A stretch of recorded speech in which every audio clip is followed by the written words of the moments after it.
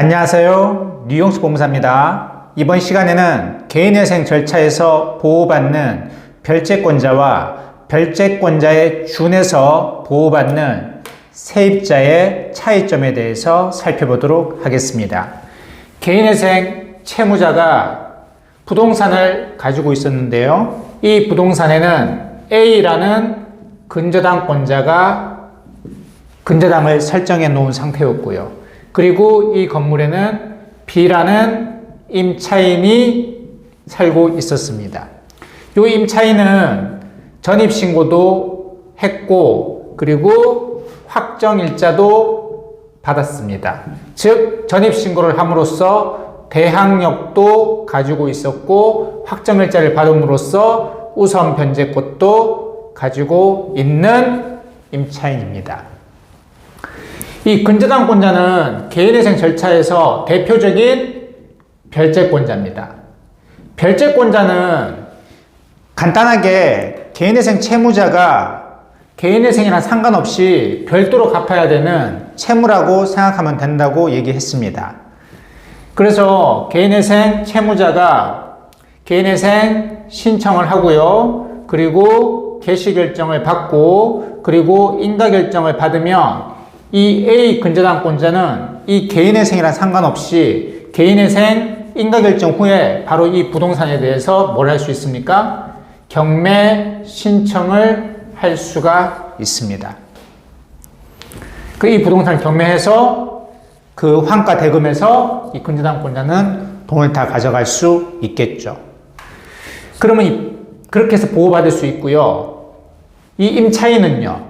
이 전입신고와 확정일자를 받은 이 임차인은 별채권자는 아니고요. 별채권자에 준해서 보호를 한다고 하거든요. 준하기 때문에 똑같진 않아요. 그러니까 별채권자에 준하기 때문에 이 임차인의 보증금은 갚긴 갚아야 되는데 어떤 차이점이 있냐면 좀 전에 제가 말씀드린 것처럼 근저당권자는 개인회생 인가결정 후에 바로 이 부동산에 대해서 경매 신청할 수 있다고 그랬죠. 그런데 이 임차인은 이 임대인이 보증금을 안 줘서 소송을 걸었어요. 이 소송도 개인회생 개시 전에만 가능합니다. 개시 후에는 소송을 못해요. 소송을 하는 이유가 뭐예요?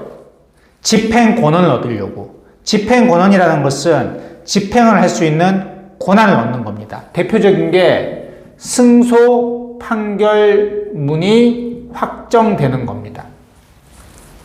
여하튼 개인회생 개시 전에 임차인이 소송을 걸어서 승소 판결문도 받고 확정도 됐어요. 집행 권한이 있습니다.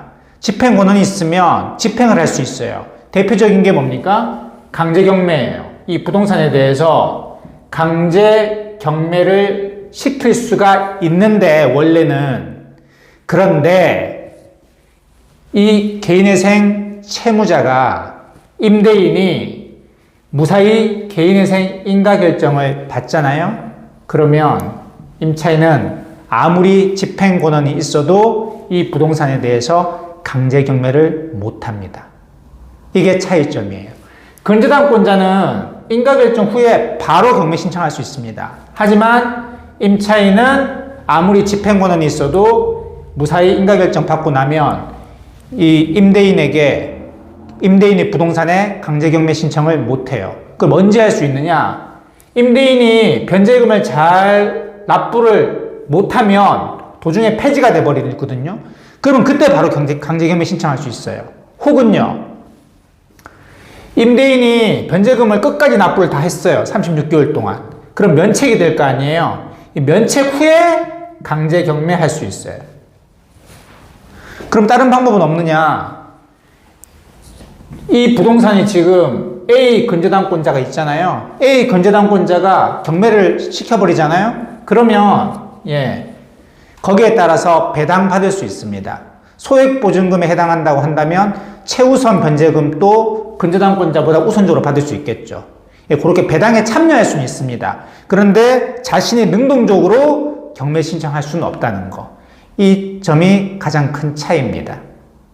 이번 시간에는 개인회생 절차에 영향을 받지 않는 별채권자, 그리고 별채권자에 준해서 보호받는 임차인이 보호받는 거는 보호받는데 이렇게 약간의 차이점이 있다는 것에 대해서 살펴봤습니다. 지금까지 류홍석 법무사였습니다. 감사합니다.